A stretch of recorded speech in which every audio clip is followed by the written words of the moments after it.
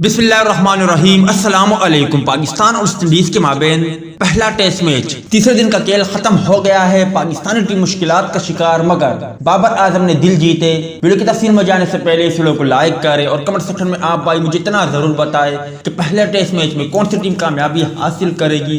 इस हवाले से कमेंट सेक्शन आपके कमेंट्स का मुंतजर रहेगा। दोस्तों, वेस्ट इंडीज और पाकिस्तान के माबेन पहले टेस्ट मैच में पाकिस्तानी पहली इनिंग्स को देखा जाए तो उन्होंने 217 रन बनाए और उनके तमाम खिलाड़ी आउट हुए, जबकि वेस्ट इंडीज की पहली इनिंग्स को देखा जाए तो उन्होंने 253 रन बनाए और यूं पहली इनिंग्स में वेस्ट इंडीज टीम को बढ़तरी हासिल हुई। जब पाकिस्तान क्रिकेट टीम ने अपनी दूसरी इनिंग्स का आगाज किया तो पाकिस्तानी बल्लेबाज दूसरी इनिंग्स में भी नाकाम रहे और बल्लेबाज आते गए और चलते बने। पाकिस्तानी बल्लेबाजों की बात करें तो पाकिस्तानी बल्लेबाज अपनी दूसरे इनिंग्स में इमरान भट्ट बगैर कोई स्कोर बनाए आउट हुए।